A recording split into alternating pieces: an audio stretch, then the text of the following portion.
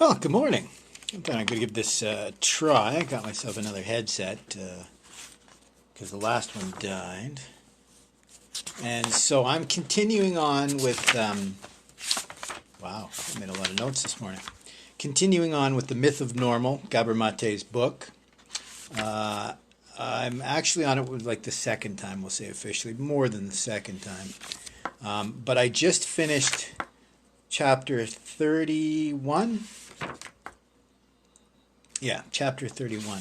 And I think that's what we might talk about. Right? I don't think I could wait till I did a full-on review because it relates to our last discussion, psychedelics. So Dr. Gabor Mate wrote a book just published this month, The Myth of Normal. If you've been following along in my podcast, you know that I agree with that. In fact, I go so far as to say there is nothing but atypical. So chapter 31 of his book is entitled Jesus and the Teepee, Psychedelic Healing, something like that. But he's talking about his healing, his psychedelic healing, and others' healing, potential healing with psychedelics. His Peru trips. So long story short, he has been busy. I've mentioned before that he's been doing something called compassionate inquiry, self-inquiry. It's no different than Jordan Peterson's self-authoring suite. So they're all doing essentially the same thing. But during this last, 10 years since The Hungry Ghost was published, he's been gallivanting all around the world, doing these psychedelic trips. He says he's done over a dozen or maybe even dozens of these ayahuasca ceremonies.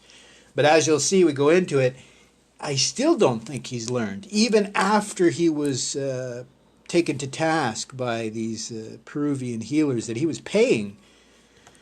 Okay, so let's just go through this chapter. Chapter 31.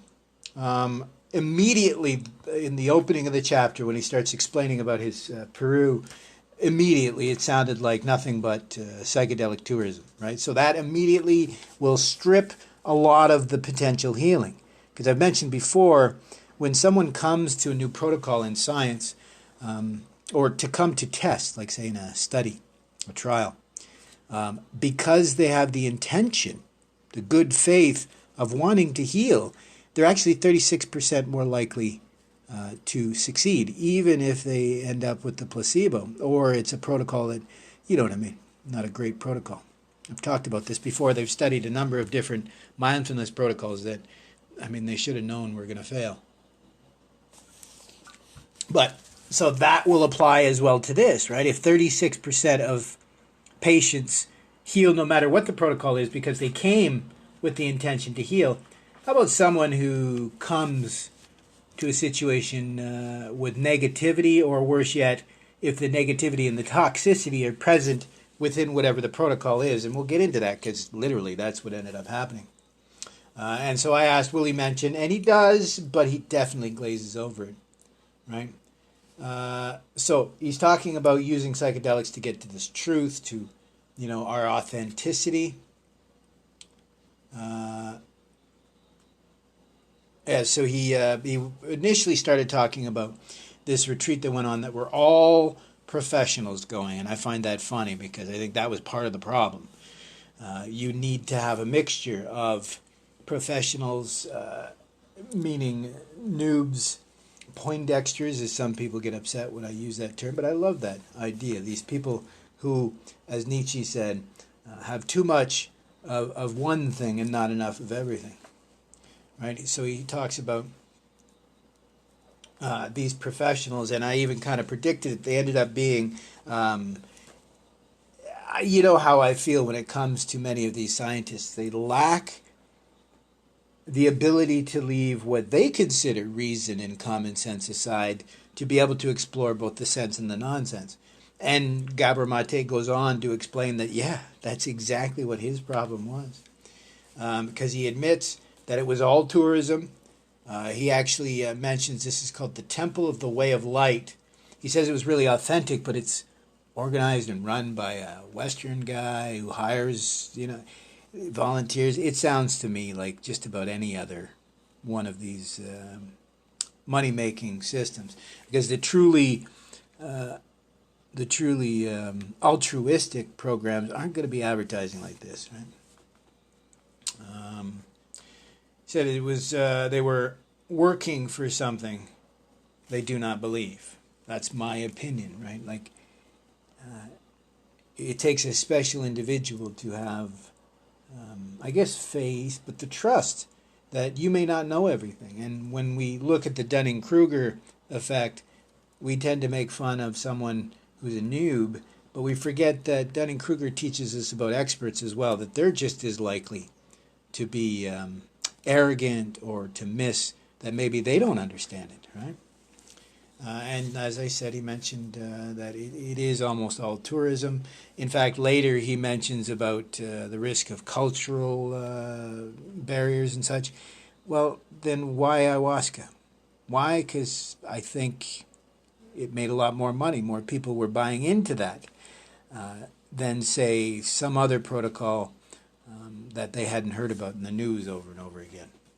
Right? So he shares his compassionate inquiry, uses that during the day. He says the nighttime is ayahuasca, and in the daytime is therapy with him. And I love, he mentions how, okay, hold on here. Yeah, so this is a little note I mentioned. So at first he sounded like he hadn't had very many trips. And then he mentions he had, a dozen or maybe more. But I chuckle, because not only did these shamans have to sit him down and say, keep away from the rest of the patients, your toxicity is impinging on their own healing.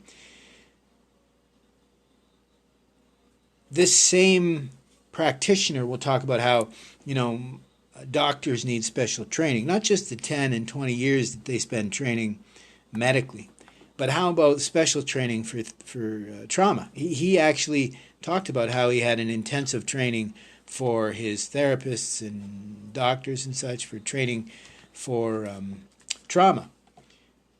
But a couple of psychedelic trips makes you a guru, because he does go on and speak as though he's some sort of expert on this topic, but then at the very end probably realizes that he made a real mistake in that and kind of backs off a bit, right? So he goes on to talk about a mystical transformation for others, but I made this note because, again, I have read it before, but I just don't quite remember all of the specifics, so I was a little surprised that I made that note, right? So I made that note because of how he was speaking.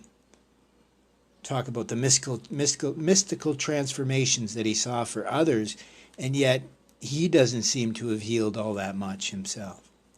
And as I mentioned, he talks about his dozens of trips, right? But I don't think he's even seen his first truly entheogenic experience. He talks about these trips that they have.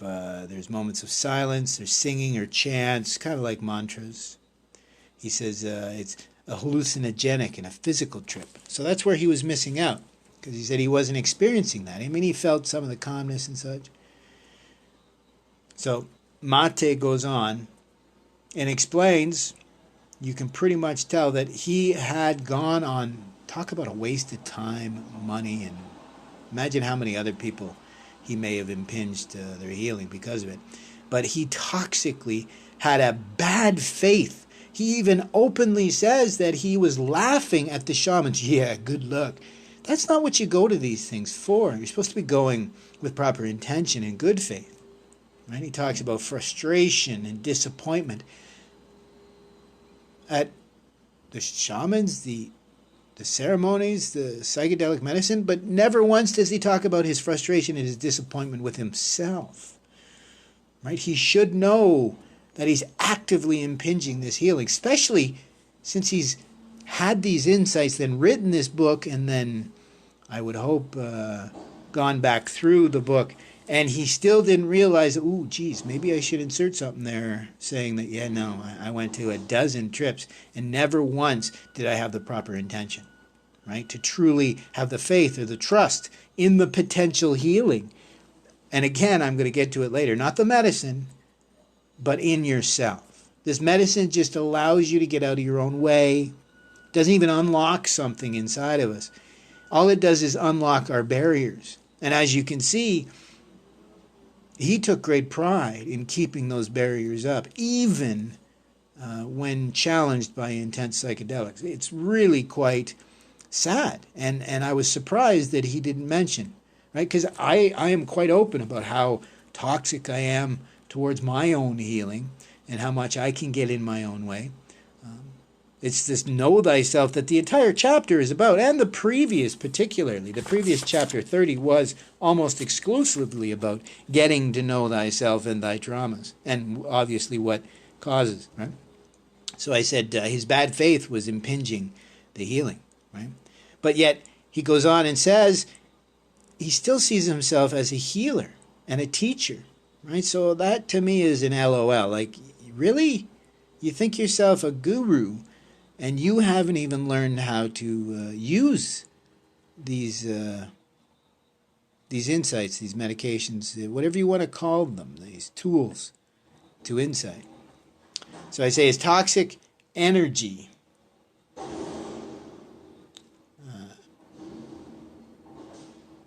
So the toxic energy not only will harm himself and others, he's still traumatized and hasn't seen healing, right? Yeah, that's what I mentioned. I said it seems odd that after how many books and how many trips and how many seminars, therapy sessions he's had, thousands of dollars, and he never came to this realization for, almost 10 years. How many trips do you have to go on before you realize that you're just wasting your time going to South America? And especially in the chapter when he talks about the effort it takes to get into the jungle. And never once does he say how absolutely horrible it would be. Like he talks about it, I believe in the previous chapter, about the self-loathing. What level of self-loathing must you suffer from that you will allow yourself to track through a jungle, travel halfway around the world, I'm exaggerating, but, and yet not keep an adequate enough open mind to be able to learn anything, really. And that's the saddest for me, because he expressed concern in the last trip because he actually had to step away from his therapy duties. He expressed concern for the other participants that they might be upset because they don't have me around.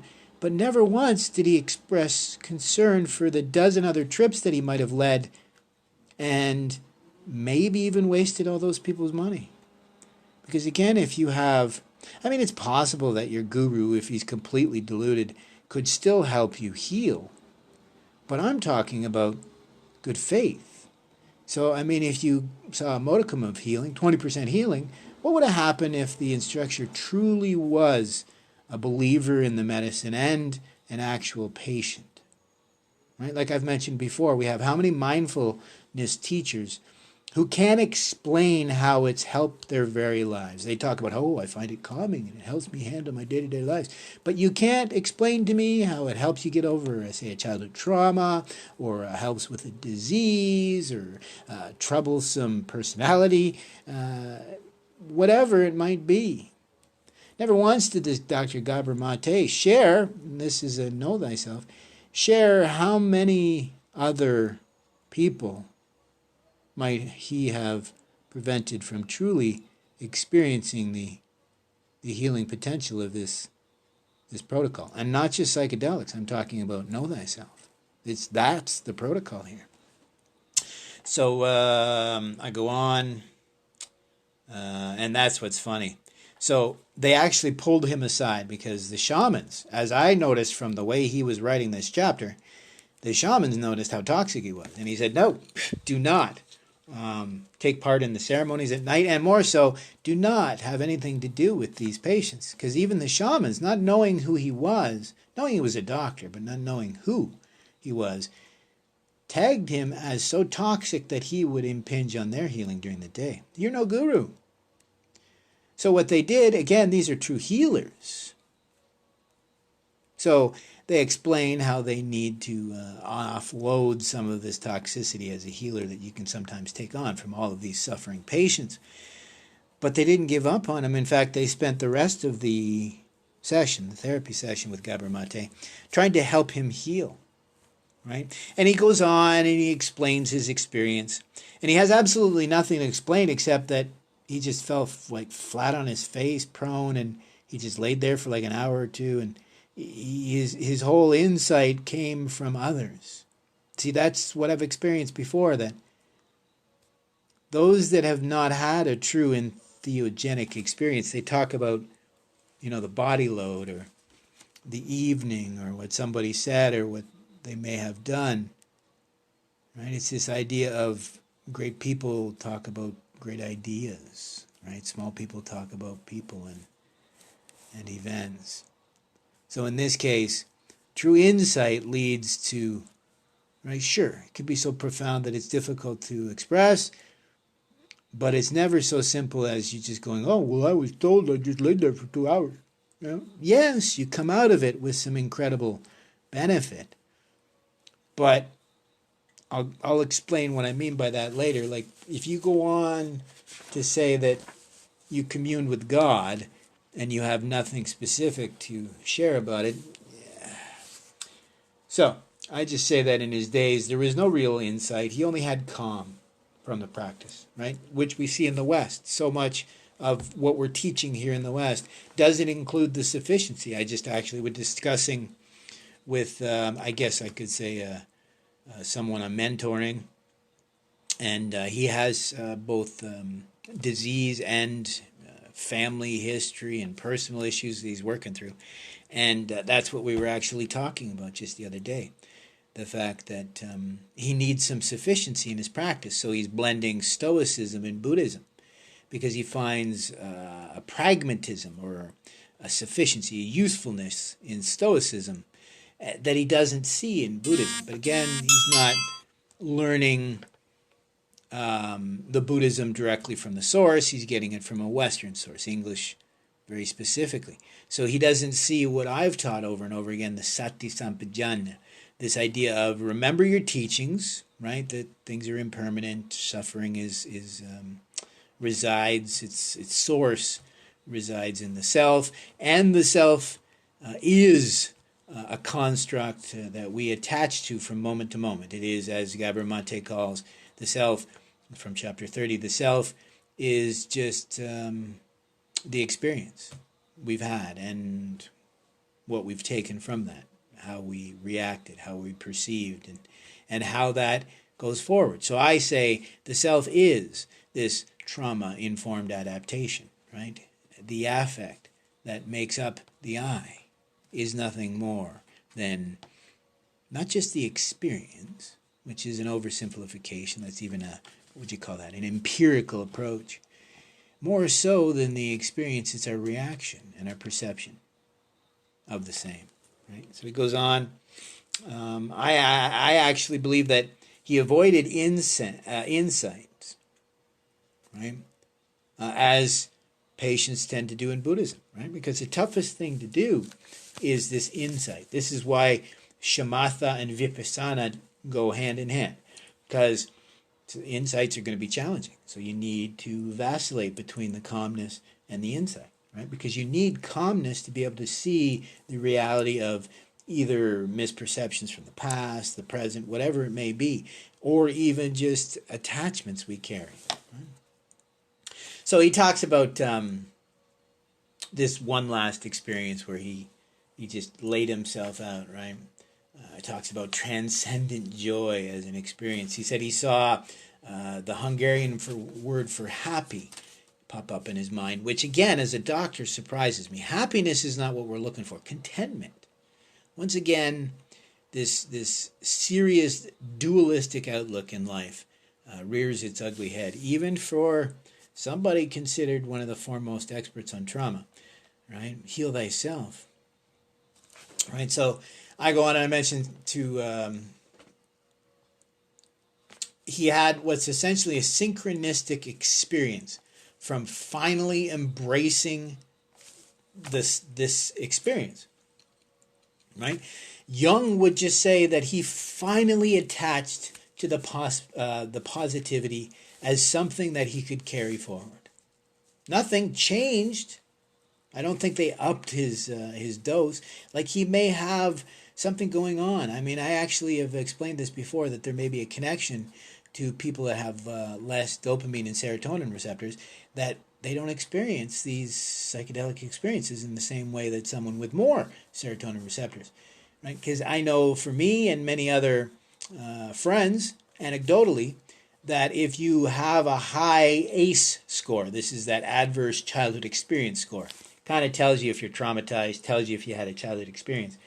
It coincides. If you have a high ACE score, it coincides with a high, we call it tolerance for psychedelics, but I argue it's a higher need, right? But neither here nor there. That's the bleeding edge of science. I'm just guessing.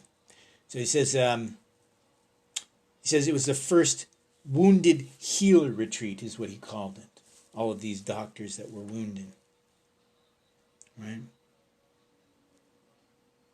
And the shaman said it was the most imposed. What I meant by that, it was the most intense, some of the hardest spirits to crack into, as they said, right? The shamans saw so much energy still being held on by these healers. So they're not wounded healers. They're just attachment problems, just like everything else in life, right? Know thyself. They just never had the release necessary, right? Because Gabor Mate goes on and actually explains this in the sense that the shamans explained that these doctors had all of this negative energy and this attachment that they'd held on to from all of these patients, and all of this, what would you call it, toxicity you'd see in healing itself. I mean, previous chapters he talks about how doctors just lose faith that they can make a difference. It's complicated because people don't tend to work on themselves, but neither here nor there. So he goes on and talks about it needs to be a true connection with humanity. I mentioned this again later. I mean, that's the third jhana in Buddhism, right? And this is what I've talked about. I map the maps, the meditation maps, to just life, right? So the first jhana is to get used to your somatic experience, your body, right? So you're not constantly, as we've talked about, in pain or distracted. So that second jhana, you're able to manage the thoughts, the mind, right? Kind of the goal of the Bhagavad Gita or Yoga Sutra of Patanjali, the idea of chitta vritti nirodha, Sanskrit for chitta, which is consciousness, or we'll call this the I, this attachment to feeling, to want, to desire, to outcome, expectation, intention, in a selfish manner. Vritti, I translate to kind of like the flapping of a flag, right? So fluctuations, but not in a positive way. It's just kind of like spinning your wheels, right? The flapping, needless flapping of a flag. And nirodha, commonly translated as cessation, but in this case, to cease, right? Cease. It's correct in the translation as cessation. It's not always cessation. But in this case, yes, you're looking to cease this attachment to self, the attachment to these volitions and anxiety, right? That's all it is. You're attaching to something negative instead of highlighting the positive, or just acceptance of the good and the bad as imposters both. Right? He goes on and says he was communing with God, with the shamans in Peru. Yeah. But that's what we're talking about here. This communion with God is the third jhana. Right? Communion, you're not yoked to God as of yet, but you get a glimpse of this equanimity. And what is equanimity? Well, that's what I consider God. When you see that the aspect that is you is really just a shared energy that makes up almost everything in the universe. Right? This Jainist idea that Dharma is in everything. And it is, if you think about the component parts of everything, is shared, right down to the atoms or the quarks. Or if you want to talk about what I've mentioned before, that all objects are metaphor. So, be it feelings or physical objects, our relationship to them needs to be very similar. And so here's a little note that I made. So Gabor Mate talked about communing with God. Then he mentions Hungry Ghost, which is one of the first books that I found. And just by accident, I came across it at a thrift store. Being a Buddhist, The Hungry Ghost obviously caught my attention reading about it. It was very, very fixated on addiction. But at the time that I found it, I understood that addiction was tied to the high ACE scores, tied to trauma, adverse childhood experiences, right? So what I find funny is his take now on psychedelics. I've mentioned that he has a problematic take on psychedelics. So back in Hungry Ghost, he didn't see the healing potential. And he admits it in the book, The Myth of Normal, that he didn't see the healing potential in psychedelics. But the problem now is he sees the healing potential in psychedelics, not in the self.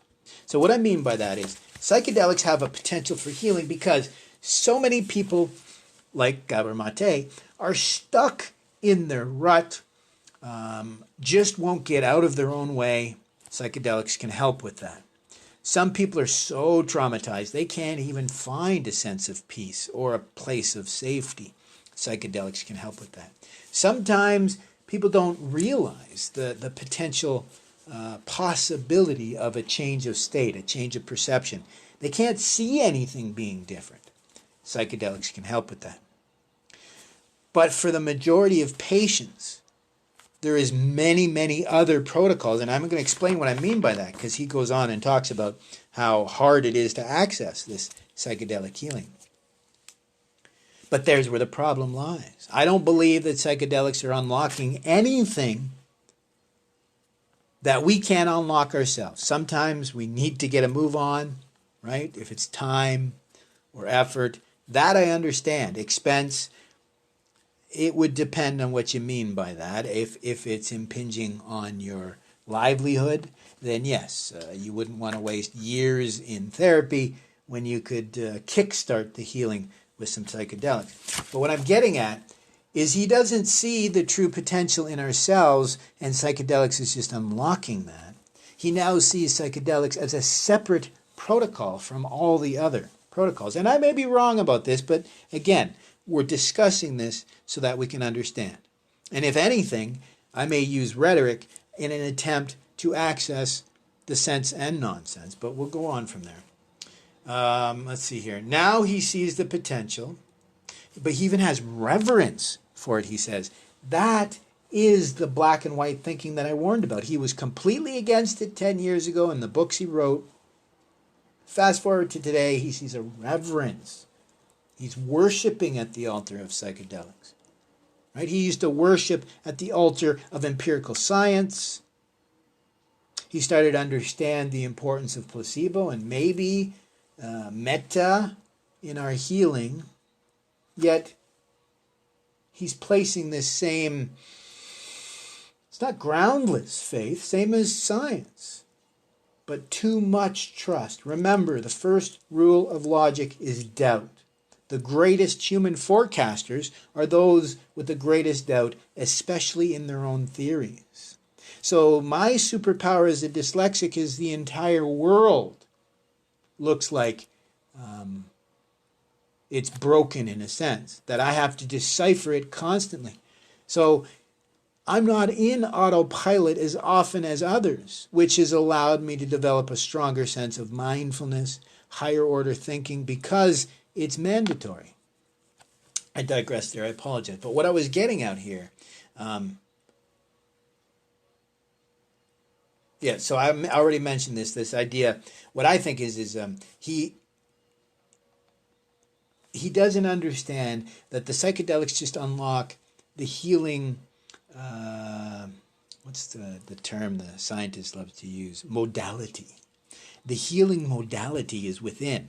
If anything, you just mentioned serotonin, right? The HT2A receptor. When we activate that with some of these psychedelics, we see this experience, but we see it in religious experience, in awe, in feeling blessed, feeling hopeful, feeling faithful, right? He mentioned transcendent joy, right? We call that piti in Sanskrit. If you can achieve this, that's wonderful. But that usually only comes if all of our systems are kind of working together towards the same goal.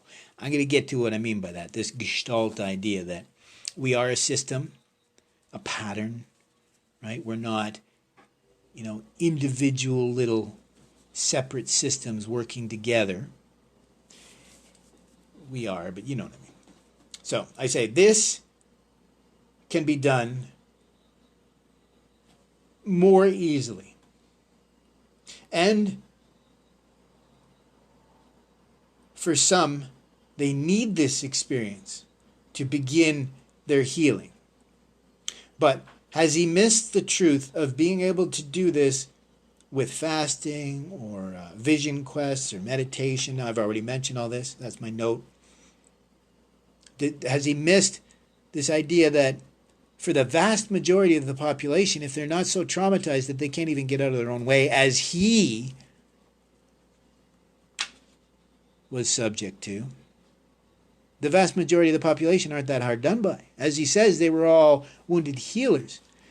Well, are you writing a book strictly for wounded healers, or are we looking to heal everyone? Because truly, this truth needs to be taught to everybody. Because, as I said, once you take your psychedelic experience and you actually open up the vault and can begin this healing modality, you're going to have to understand this. It's that story that I've told before about why the Himalayan monk didn't teach nirvana. He taught calm, stress relief, because the only way to the path of nirvana is through calmness. Right? So same can be said here, that we need to teach everyone, not just the psychedelics, but once the psychedelics unlock this potential, then you need to use your own innate tools and talent to potentiate the healing further. I've mentioned this before. When it comes to microdosing, I actually feel in a very similar way that you should take a serious dose. Don't quote me on that. What's the word I'm looking for here? Well, you want to take a threshold dose or more. So you want to take a dose that you actually notice, because that activates the HT1A and the HT2A, just as example. That will kickstart the intention and the healing. And I've said before, it's the change of state that allows us to see the potential of a permanent change of state. Right? So that's why I think the benefits of psychedelics, understanding that they're not changing you permanently, what they're allowing you to do is access this healing that you have innately. So the real healing potential here is to understand that psychedelics only unlock our own healing potential. And when you understand this, you understand the temporary nature of psychedelics. So you're not expecting this to carry on. And so, therefore, how is it missed that we need to teach these patients how to continue to heal and continue to use this sort of protocol in healing, particularly without the psychedelics, right? So I say, like Gabor Mate, it tends to be our own blocks that limit the potential of psychedelics, right? And it was only when he allowed himself to open up to his own potential that he has the potential to heal. Right? So we go on here in the chapter. He mentions all these different chemicals. I take note with a couple things. He mentions LSD being man-made. We'll let that go. He mentions psychedelic. I prefer the translation to mind-revealing. Because know thyself, know thy trauma, know thy motivation, know thy trauma-informed adaptations. And I also take note that he says that entheogens are for plant medicine. Even though just prior he mentioned how the book by, what's his name there, Poland, includes tobacco as a healing plant or protocol or medicine. Entheogens, he correctly says that it's something that allows you to access healing, but that's the definition itself. It's not plant medicine, it's any practice. We began 20, 30 years ago when, again, just like Gabor Mate, they believed it was the plants that were giving us access to this modality, this healing, this protocol. But we've come to realize otherwise, that, right, just like LSD, since its effect is arguably minor and short-term, the majority of the trip is self-induced. I mean, this is this truth that whatever it may be, upaya, as we say in Sanskrit, right, efficient means, whatever the efficient means may be, it's an access to thyself. Right? So I go on. He mentions the risk of the sorcerer's apprentice nightmare scenario, and he doesn't explain that. But what we're talking about here is, I've explained this before in my podcast, you run a risk for those, I've mentioned before, microdosing or psychedelic healing is not universal, which is also showing the fact that he may not understand that yet, because he hasn't talked about these differences, and he never even mentioned microdosing, right? Because I believe microdosing actually does help, because I think what it actually does is essentially what the SSRIs were supposed to do, but truly do actually work. I mean, why else would we continue to live amongst these compounds? I don't think they develop because of us or we develop because of them, but that's the gestalt.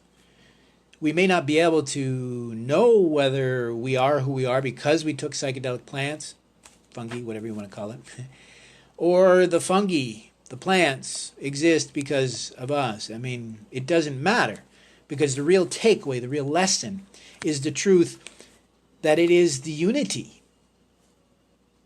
It is the gestalt, the truth that there is no separation of the mind, the body, the compounds, or whatever it is within us that gives us these insights. You can't wholly believe that it's just the compounds. You can't wholly believe it's in the self.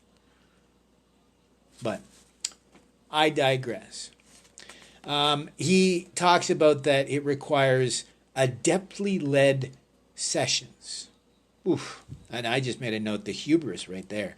These therapists who openly admit they haven't figured out how to use these chemicals to heal themselves, but they are positive they are the guru to adeptly lead these sessions for others. It really is scary, because he goes on, and as I said, he mentions the mind-body unity.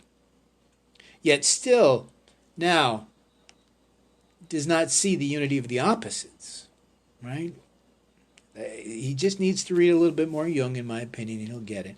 This idea of a gestalt, because he goes on and he mentions another one of his patients who at the time had wanted death, but then found some ayahuasca. I have my doubts, right? But was able to achieve what I call a recontextualization of the self, right?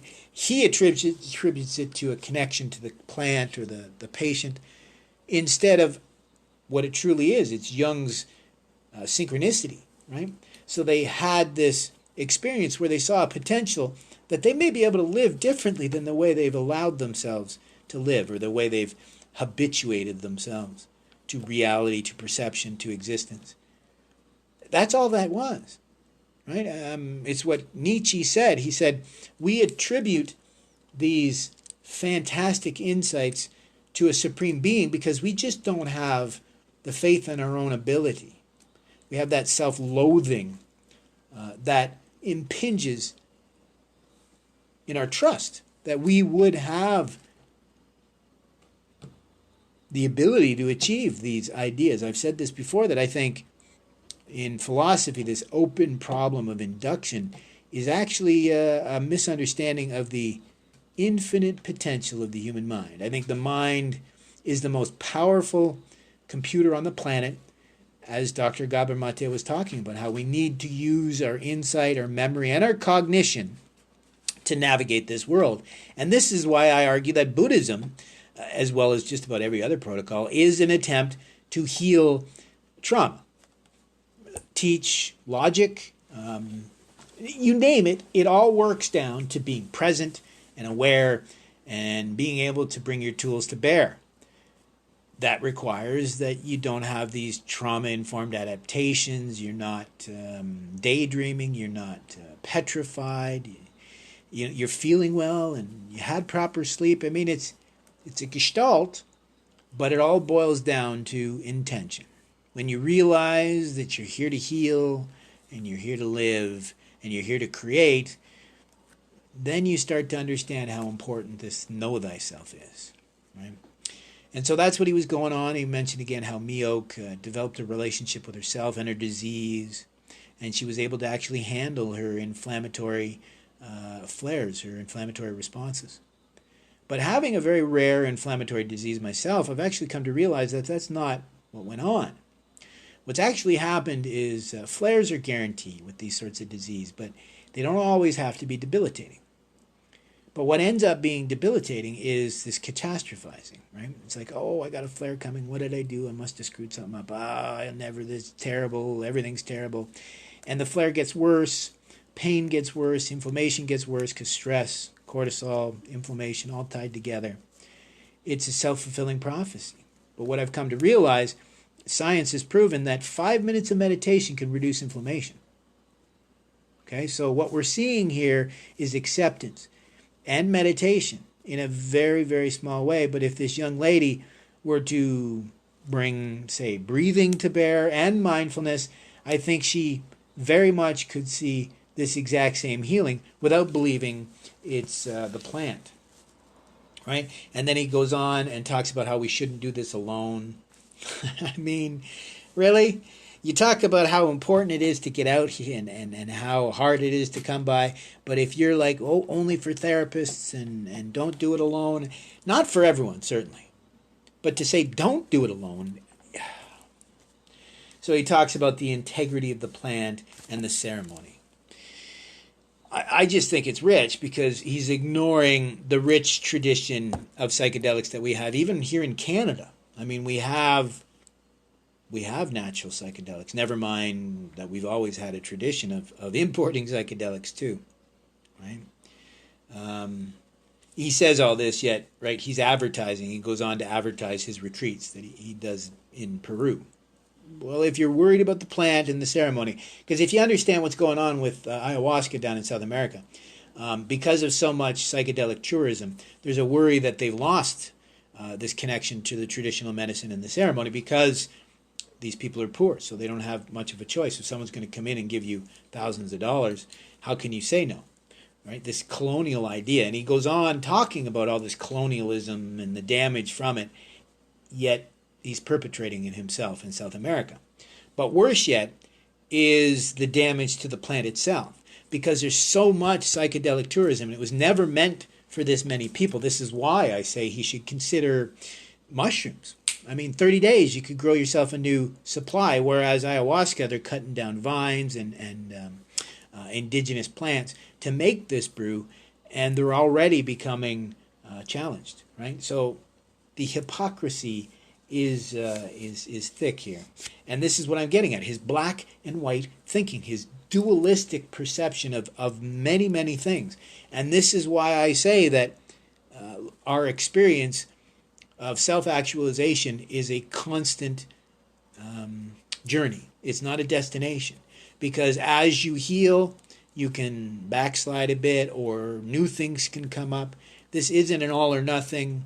It's like a slow creep forward with a little bit of backsliding, you know what I mean? So lesson, I say the lesson in the trauma, right? Not only is psychedelics, so he's talking about again, the way he was explaining the lessons in the trauma was a little weird because, again, he's almost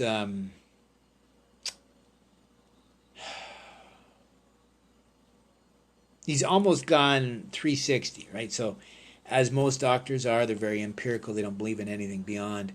He almost has too much faith in this medicine, right? And not realizing, again, since it's a system like the mind-body unity, you can't separate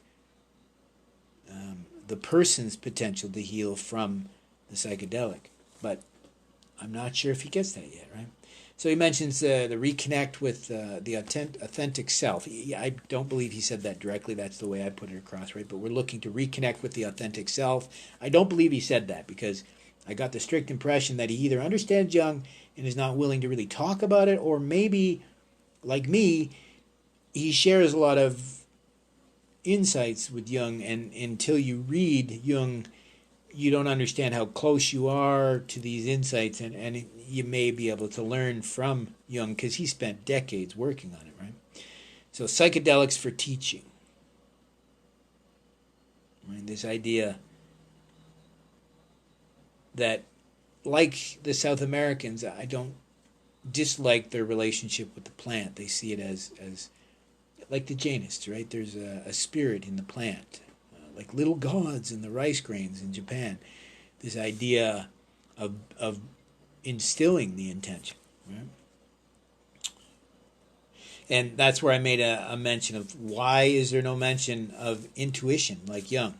This idea that these psychedelics are just allowing us access to our own insight, our own intuition, right? And once again, I reiterate, it's not all drugs or no drugs, right? It's a gestalt, right? So don't think that drugs are for everyone. Don't think that they're not for some. Don't think that it's the be-all end-all for everyone. Don't think it's the be-all end-all for anyone, really.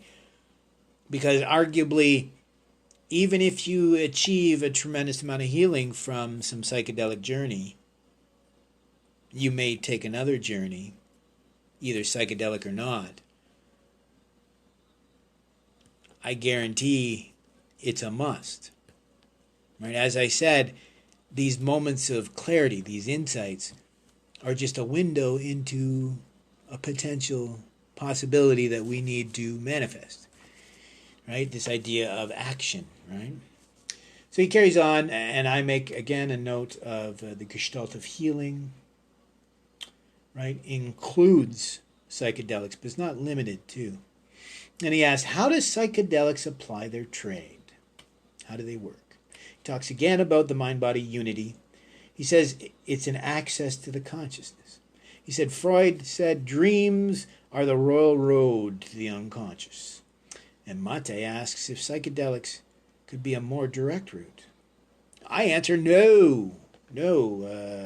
Carl Jung's active imagination, or the intuition, or the individuation process, know thyself, know about your memory, your intuition, your process of perceiving and reacting, know thyself, that individuation process.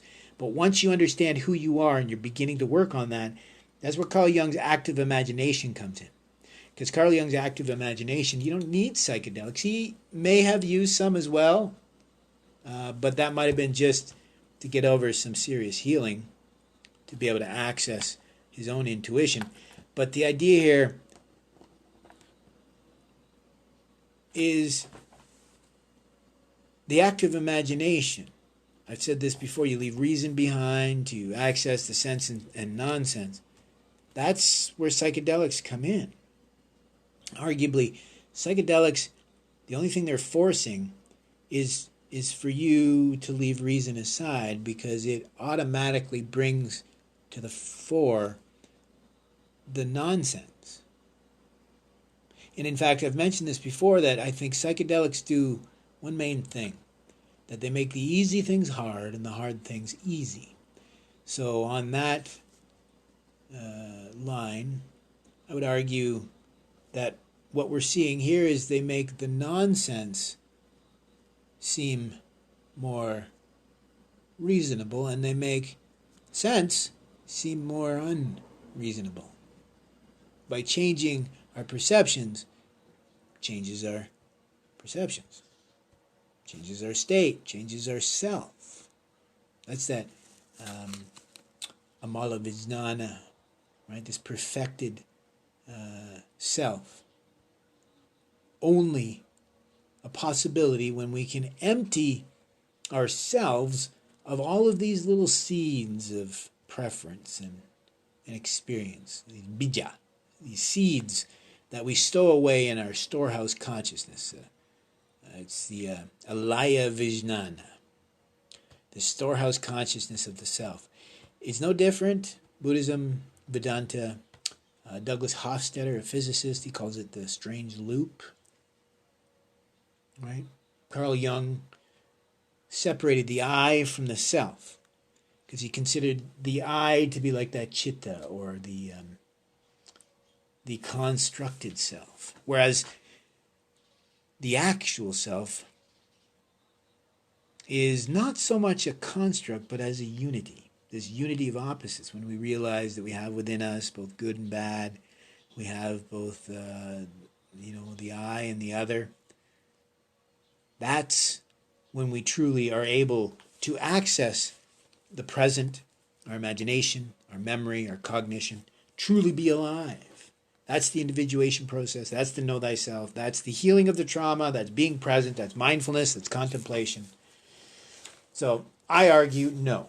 Psychedelics are not a more direct route, but they are a tool for some who either don't believe in spirituality, so they're not able to access it via that way, or they're so incredibly sick. There's a lot of different reasons, but they are not the most direct route. They just allow us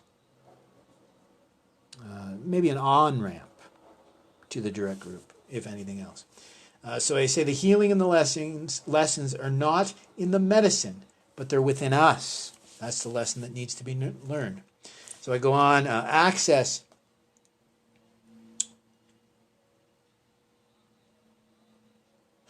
Yeah, maybe. So is it accessing another consciousness, like Jung's Zelle, his collective unconscious, or William James' extra consciousness, or an external consciousness? Right? Is it allowing us to leave reason aside and understand that we have within us an ability to access, some people call it extrasensory perception, but it's only extra because, as I've said in Buddhism, strong, concerted mindfulness can be called siddhi, or a skill, not a superpower. It seems it to those who don't have basic concentration, but it's just a habit. It's just a skill that's been learned over time. Right? So let's see here. So Gazan mentions Rick Doblin. He's, I think, a co-founder of MAPS. That's the multidisciplinary approach to psychedelics. He quotes him as saying the membrane between consciousness and unconscious. That is, I think, a twisting of Aldous Huxley's quote from The Doors of Perception, where he says, the thin veil between consciousnesses. Right? There is no membrane, in a sense, between the conscious and the unconscious. It's, I would call it more of a demilitarized zone, if anything else. Right? Because depending on the person, depending on the place, depending on the day, we have more or less access to our unconscious, either by choice or not. So I find it funny that he would mention a membrane between conscious and unconscious. It's these different states of consciousness. In fact, that belies a misunderstanding of consciousness itself. To think that consciousness is an actual state, it's not. Consciousness is an effect of the mind-body, what would you call it?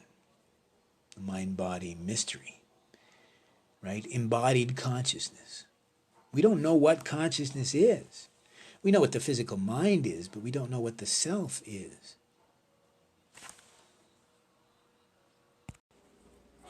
Well, to carry on, as I said, closer to the end of the chapter, he mentions Rick Doblin. I mentioned Rick Doblin in a previous podcast, one of the co-founders of the multidisciplinary approach to psychedelics. They talk about how this ego recontextualization, or as I said in the previous segment, this idea of communing with God, not in the sense of somebody else, but with oneself, right?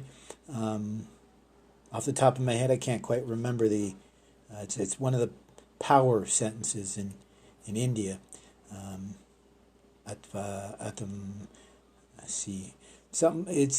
I am that. This idea that I am providence, I am divinity, not in the sense that I am better than others, but I've mentioned this before, that God to me is everything.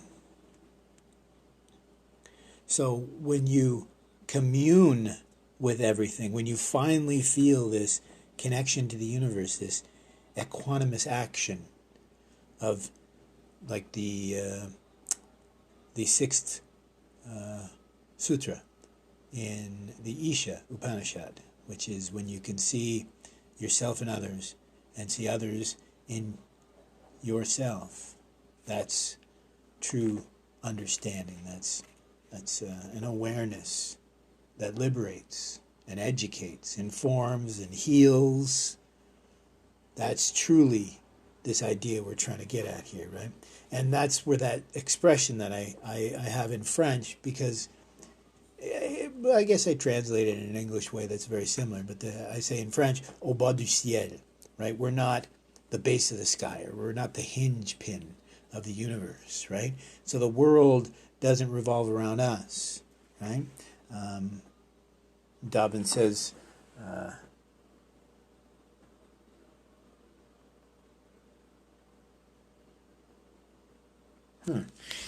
So he says, we write or see the possible unity, this ego recontextualization.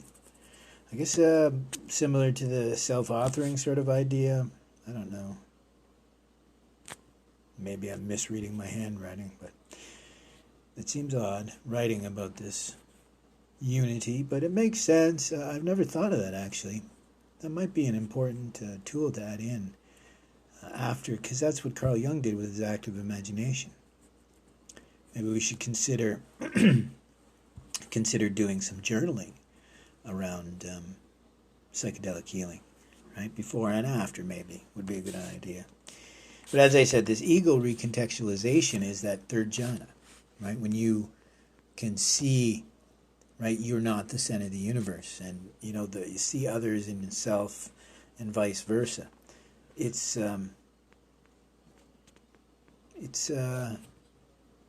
like Carl Jung said, this unity of the opposites, right? You think of the self and the other, right? The I and the other. And when you see that thin veil between melt away, certainly between the I and the self, when you realize what you attach to as you, oh, I'm me, this is what I am, and when you come to realize that most of that is fiction, there's a change of perspective, right? So this is that next step forward, when you realize that not only were the personas that you put forth fiction prior, but what you perceive is possibly out of reach. The answers you're looking for, I'm sorry. What you perceive is limited. You realize that, what I mean by that is, when you realize the self or the I is this construct. So the Jung called it persona. So it's like you go to school and you want to put across a tough guy image, right? when you realize that deep down you're really a softie, that was just like a defense mechanism. Well, that's not different, really, per se, to the idea of when you realize those personas are only, fiction. It's very similar to Jung's individuation process, because when you get into this, you come to realize that not only is the I a construct, this for show, but this self, this arbitrary thing, can never be fully achieved. It's kind of like impermanence in Buddhism. You can see it one of two ways. You can see it as a negative, like, oh my God, I'll never be fully complete. Or you can see it as incredibly liberating, to realize, well, there's always going to be a little mystery, or that little string that connects us all together, or the mystery or the awe, whatever it might be. It's all how you contextualize these things. If you think not having the answer is absolutely the worst thing ever, instead of realizing that sometimes not having the answer might be not asking the right questions, or not being able to understand or to hear the answers. So I've said earlier, by leaving reason aside, sometimes these weird little ideas and experiences can lead us to insights that without, it's really quite beautiful in a sense that there's no answers. It's all perception. But that's also scary to both the therapist and the patient, to think that, okay, so this idea of who am I really is kind of an arbitrary thing. And I'll never really truly be able to complete it, because even if I truly understand myself, there's still going to be an aspect that is like the collective unconscious, or the yoke to the divine, or even just, part of the divine mystery. So the tetralemma that I've always talked about, it's a positive to me to understand that, the answers aren't always readily available, and sometimes that's liberating, right? Because I love this quote that I came across recently, that religion tends to just get in the way of the practice, right? The religious experience is what we're trying to achieve, and the religion just tends to get in the way of that, right? I mean, I think that's why in so many fields it's important to develop muscle memory, so that your authentic reactions are, I guess you could say, thoughtless. It's a hard thing to say. Groundless, right? Automatic but informed. I don't know. I digress. I apologize. So, sporadic psychedelic therapy, I made a note of, because they were talking about you shouldn't be doing it all the time, right? And this goes to what we've just been talking about, the fact that you have to take a lot of time to integrate this stuff, because, as I said, not only is it weird to realize, well, you're not really the tough guy, or you're not really the prep, or you're not really the one that gets the perfect grades. There's a whole bunch more that go on to it. That's, of course, shocking. But even more shocking is to realize that, oh my, I don't actually know who I am. Or, as simple as what I thought to be true is no longer the case. And how troubling that can be. It's not always liberating to understand that there isn't an answer to everything. Sometimes it can be taken as a terrible negative. And that's when they mention this retune the brain's emotional balance. I think this is a sensitive attempt to avoid saying the wrong words, because I think somebody has patented some certain turns of the phrase, this idea of, keeping your your emotional state in check as being the secret to everything that we're doing here, right? This idea of being present, being aware, being calm, you know what I mean? Being in the flow. And, yeah. And I kind of chuckled here too. So Gabor Mate mentions that there's recent evidence in science, right? Recent studies showing that someone with even one experience of psychedelics shows less partner violence. And I chuckled because that's not recent. I mean, geez, we've seen that study for probably more than 30 years now. That people, I guess the thing that's new is we used to wonder if it was the people that are attracted to psychedelics are less violent, or do psychedelics make people less violent? So I guess what he's getting at is there's been a new study that tried to prove it once and for all, but again, based on the rest of the chapter, you can't actually say that, because anyone that's coming to be tested, even if they've never taken psychedelics before, just their history alone with violence, with trauma, is going to skew the results completely, because you can't really, he says it even in the book too, he says some people who think they had a happy childhood, well, I got news for you, right? Same idea here. It's so common that someone will think they're not traumatized, or they don't have traumatized adaptation, whatever you want to call it. The truth tends to be otherwise, believe it or not. So he says that he's not a psychedelic evangelist, and I wouldn't argue with him, because at one time he was against it. I don't know. He's a bit of a dualist when it comes to psychedelics. He sees some of the potential.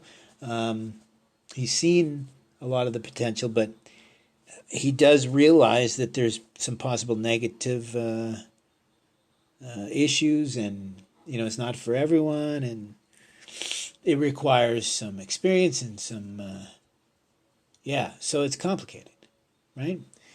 So he says it won't help alone, but I think he still misses the truth that like everything else, it's just a tool to access the potential healing that we have. So what we should be putting forward is the infinite potential of the human creature to heal itself.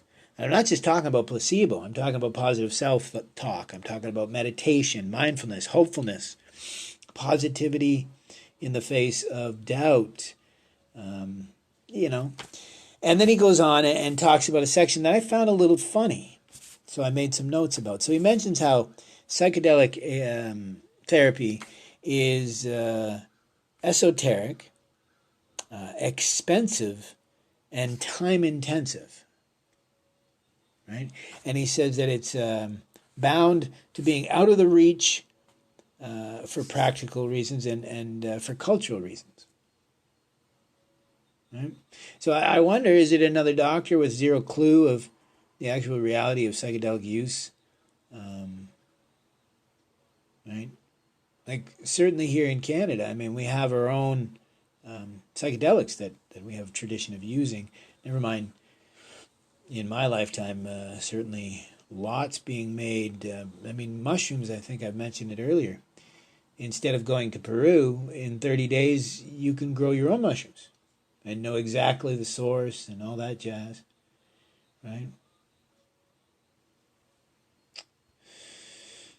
So the expensive, unless he means it, the therapist, right? Because he does believe that you shouldn't do this alone. Yeah, hundreds of dollars an hour. Nobody can afford that, because insurance makes it unaffordable for everybody, right? Because I remember I was paying hundreds of dollars a month for insurance at one place I was at, and they maxed out my dental in one visit.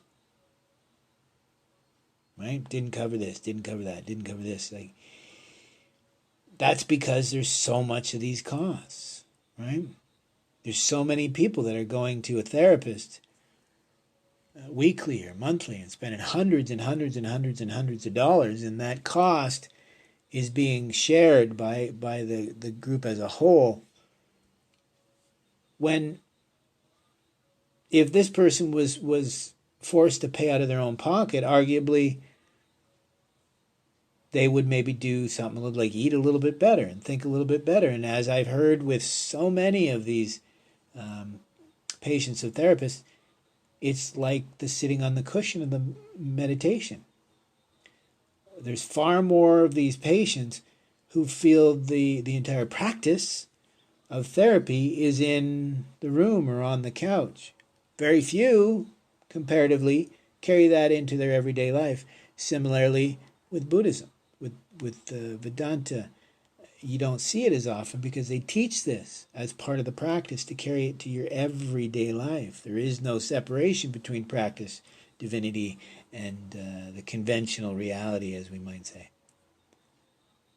So many of these tend to not understand that these sessions, be it whatever the protocol, is intended to help you carry that through your everyday life to reduce, the suffering, the negativity, and all that jazz. So the fact that it's expensive, I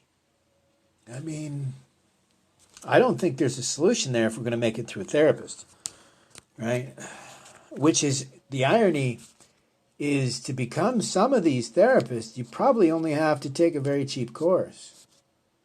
But rather than making it reasonably priced, I think they immediately go to the hundreds of dollars an hour for therapy, instead of realizing, well, geez, if we can get these people certified to be psychedelic therapy sitters, if we can get them certified for a couple $1,000, does that, and in a couple weeks or something, does that justify charging hundreds and hundreds of dollars? Or maybe should we look at this being something different? Maybe this is why we see so often a community of psychedelic users, which is why I chuckle at him saying you shouldn't do this alone. Because I got news for you, 90+% of entheogenic journeys are done truly alone, right? It's either because you fall into a little K-hole like what Reggie Watts was talking about, or so many times you can with LSD or even magic mushrooms, or my buddy who just likes to run off on his own and run naked through the woods, as he'll kid about being a red romping ranger, space ranger or something like that, because this is an individual pursuit, right? You're doing it together, but you're doing it alone. And he says it's esoteric. Again, I chuckle. It's only esoteric because he sees it as mystical. And he also maybe doesn't understand that this is resonant. It's been going on here in Canada for as long as he's been alive and longer. Or is it because he doesn't just simply explain that this experience of meeting God is the verbiage we tend to use when we don't have the words to explain this extrasensory, whatever you'd want to call it, this new experience, this esoteric experience, meaning it only happens to a smaller group, as opposed to exoteric, which would be life is suffering. That's a very exoteric experience. An esoteric experience would be to be so insular and so privileged as to not understand that it absolutely would be a tragedy if only therapists allowed access to this medication, because of the millions of people that need access to this and the millions of people who absolutely would not go to a therapist for this sort of healing because of how it will just get in the way and all these others. It's just too complicated. If we were going to make these protocols accessible only through a therapist, then we're only going to be helping a small portion of the people that need it. And arguably, the ones that most desperately need it won't be the ones that are going to come forward. I think this was proven by Sebastian Junger's book, The Tribe, when the data showed that the traumatized individuals that needed the help the most severely impacted, their lives most severely impinged, were the least likely to approach, anybody or anything for help. In fact, in the previous chapter, he talked about this idea of toxic, what did he call it? super-autonomous self-sufficiency, a shutdown of feelings, almost a phobic refusal to seek help or emotional support from anyone. Yeah, that's from chapter 27. And yet, no, let's just leave it to the therapist. You see what I mean here. I'm looking to use a little rhetoric. I love Gabor Mate. He actually began my healing journey.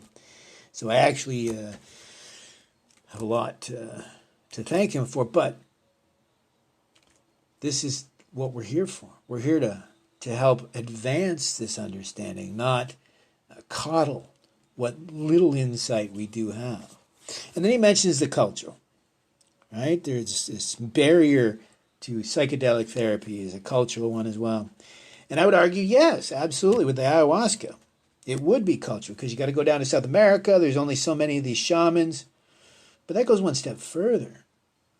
When he talks about colonialism all the time, when he talks about environmentalism all the time, why was there no mention of this colonial invasion of South America for this psychedelic tourism?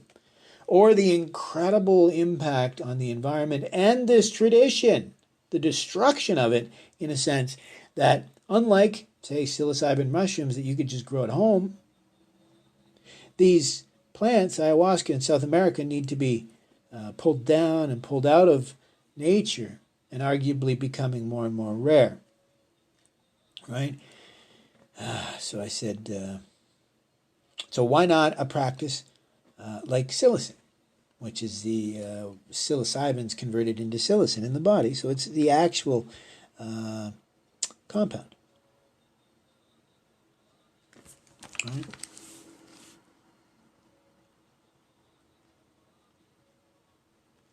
And I actually said, well, why not a practice of psilocin, right? Magic mushrooms, but why not one of a sweat lodge, right? I mean, this book, The Myth of Normal, mentions the tragedy and the multi-generational trauma of the indigenous people, but it glazes over the fact that resident in the indigenous belief system is an answer to all of this. Not even like an entheogenic solution, but one of like a sweat lodge or a vision quest or mythos, as Joseph Campbell would say, that they're myth. So not only was it missed that their own culture, heritage, and teachings could help them heal, but the fact that it could help all of us heal. So the fact that we should be looking at developing an entheogenic journey here in Canada rather than, excising the culture of a South American people. Because if we did it here in Canada, not only would we be accessing the healing that we all need, not only would we not going around the world, and we could certainly choose a psychedelic or an entheogenic compound or practice that doesn't damage a culture and the environment, but more so if we were to encourage the indigenous culture in healing, we would actually support them and their healing as well. Support our culture, our identity, our society. It's a win-win-win-win-win. But it's a solution that maybe isn't as glamorous because it will be so messy to begin with, because true healing is not meant for the 6 o'clock or the 8 o'clock news, right? So again, why not MDMA or some of these other classes, right? I mean, the cost of these compounds are nowhere close to prescriptions. So I found it funny that he mentions the cost of psychedelic therapy and compares it to years of medication for ADHD. I mean, I can't imagine psychedelic therapy being even close to a month's worth of medication in this day and age. So it really boggles my mind that he would say years. I mean, months maybe, right? Because if you're going to pay, like people who go on these meditation retreats spend thousands. Okay, so, months, but years. Oh, yeah. And he goes on talking about how an Indian goes into the teepee to talk to God, whereas a white person goes in to talk about God. And I mentioned this about he mentions settler colonialism, and as I said, he completely glazes over his own encouragement of the same. He mentions someone called Quanta Parker. He began a practice of using peyote in the North American church. He said the Indians were more into not religion, but spirituality. I argued there's another example of a failure, because your very specific definition of religion then, bruv, same as spirituality, because arguably they're synonyms. But more importantly, religion is your practice, your path that you follow with commitment and devotion and confidence, which is exactly what we're talking about here, right? You let go of the anger, you let go of the attachment, and you have your acceptance and your agency. I mean, it's all of this resident in one. Okay.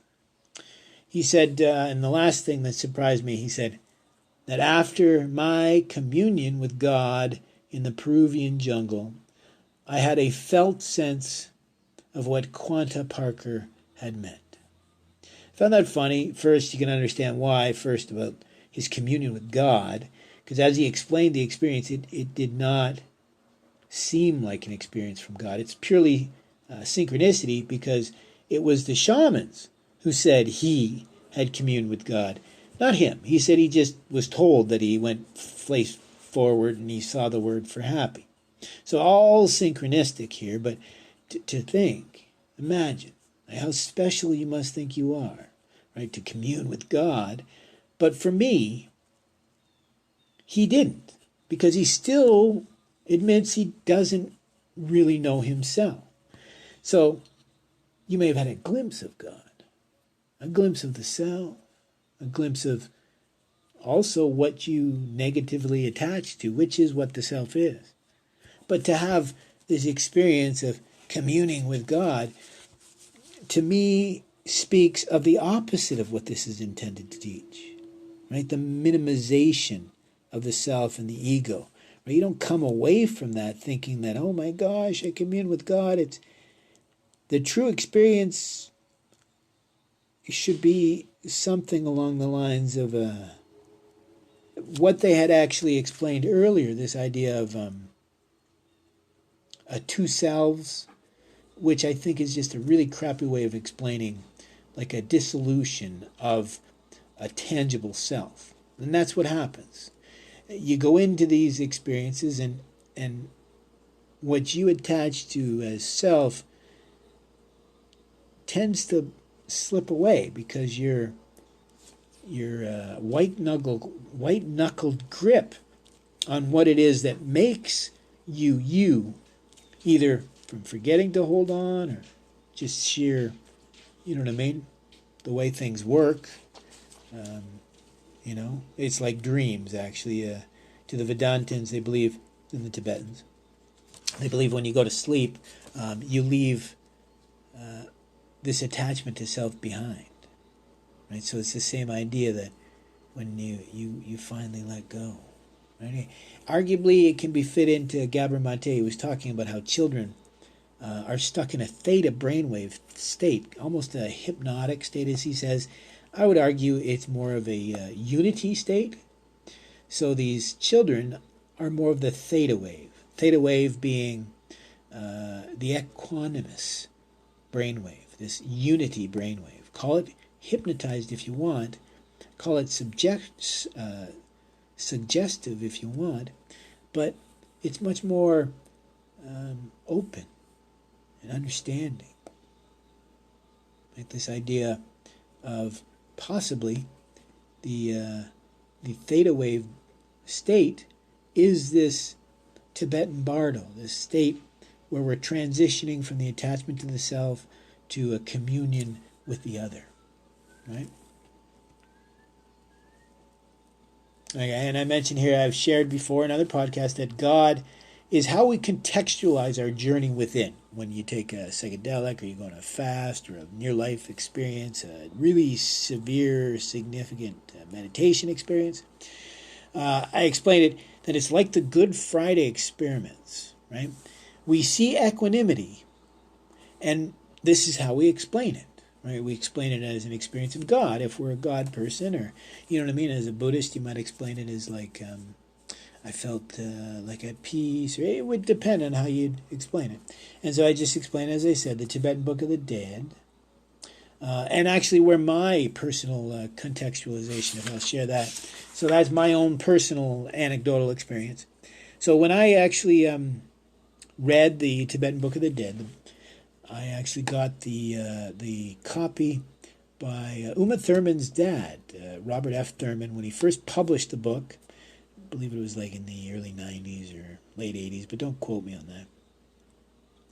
that. When he published his book, I was reading it. It wasn't the first time I'd read it, but again, I was reading it because the translation was different. I was reading it cover to cover. And so it had led to a thought experiment. So I'm at work, working in a mall. I'm sitting in the cafeteria on break. And so I was just doing a thought experiment. And I looked around the cafeteria and I thought, well, what are the possibilities that I'm the center of the universe? That means that all these people around here are just actors upon the stage, right? So what are the possibilities that when I get up and go back to my office, that these people will just cease to exist? What are the chances that, and I went through the logic, like, so if these people only exist when I'm perceiving them and how they impinge on me, so there'd have to be some sort of system where, like, it's the argument of the Tibetan or the Buddhist argument of conventional versus non-conventional reality. So arguably, there'd have to be some sort of reality where these people would continue to have, like, a basic life, because they won't just reappear when they're meant to impact my life, because they'll have a backstory from the previous and yada, yada, yada. So, I mean, I followed all this through, and you'd have to be incredibly egocentric to go, well, yes, of course. Yeah, none of these people have a real inner life. They're not actually thinking about anything. They're just puppets on the stage, placed here for my enjoyment, like the Truman Show. So my takeaway was as simple as, absolutely not. So why would I ever think that my thoughts, my feeling, my body, my existence, my place, my position, my preference has any priority over another person? It's ridiculous. It's absolutely ridiculous. If nothing else, it'd be mental illness to see it otherwise, to think that, well, wait a minute, everybody's struggling through this same existence. So even if you don't realize that, your self-centered attitude towards life is completely and wholly wrong, you still realize that first experience of equanimity. You can start to understand other people's pain. That's that empathy idea, right? When you start with metta, loving kindness, that's meant to bring you along little by little towards equanimity. If you can start to feel compassion for others, you can start to understand their value in relation to yourself. You don't have to devalue yourself. You have to upscale the value you place on the other. And it's about as simple as it gets. But that was my takeaway. My takeaway, my walk away from that experience for the remainder of my life was the fact that I had always been wrong. That I believed there was such a thing as a me. There's no other. Well, I didn't believe that. With the thought experiment, what I meant was I considered, like Nietzsche's idea of the will to power, the one aspect idea, that because every aspect of our life is very selfishly based, so everything will be, how does it impact us? I mean, even when we do something good for someone we love, it's still because we love them or we want to, So this idea of will to power. But when you can truly contextualize that idea, you're not destroying the ego or the I or the self.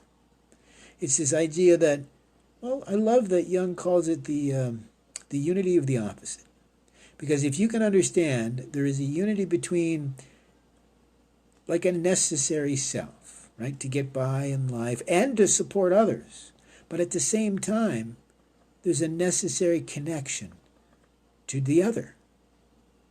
Because nothing happens in isolation. We've talked about this before. This is not like a neo liberal type idea that, like a Jean-Paul Sartre idea that, I can create my own existence, a misunderstanding, I think, of Sartre. I can just create my own. That is narrative theory. You do have to create your value, your perception, your understanding, your meaning. But that's not in isolation. Like, you cannot self-actualize if, in so doing, you harm others. Or arguably in this modern day, harm the environment. But I think the same truth is shown that you can't change yourself or the universe by spinning your wheels on something that's not going to help.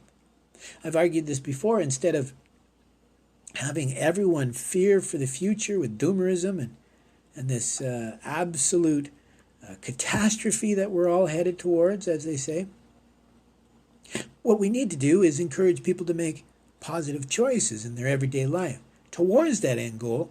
But we know the human creature. We can't use the end goal as motivation. We can only use what's present and before us. So we can learn from all of our mistakes. The best thing we can do, compassion, but what is that? That's intention. That's you care. It matters. Let's get this done. Let's work together. So it's presence. It all boils down to presence, right? Everything ties, right? You want to be an agent in reality. You want to be present. You want to be capable. But it all boils down to, are you who you think you are? Do you react? Are you motivated? Are you interested? Are you capable of what you want or need or could achieve? I guess I'll finish on just, status quo. Status quo is not what we want to maintain. Status quo is how it is, rather than how it could or should be.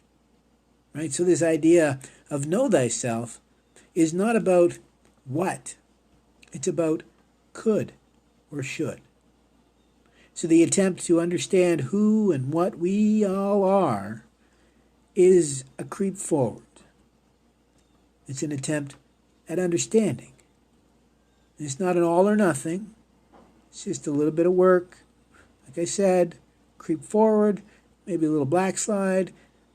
But overall, in the end, if we work together and support each other, and I think that it goes back to the psychedelics and the healing of the trauma. Because as he mentioned, you don't want to do it alone. You probably don't want to do it alone if you have absolutely no connection to society and all that jazz. If that's what he meant, absolutely, that there's a tremendous amount of healing that comes, particularly trauma, from the community. I mentioned that with, again, Sebastian Junger's book, The Tribe. He mentioned that soldiers coming back from campaign were as traumatized by the society and the differences between the society. And so absolutely, this is why the Buddhists created the Sangha. It's the community of like-minded individuals. Why? To support each other. Why? To heal each other. Why? To guide each other. Why? It's the Socratic experience, but with an answer. Why? Because it's our way forward. And I guess on that, I'll leave it. So that was my thoughts on Chapter 31 of Dr. Gabor Mate's new book, The Myth of Normal.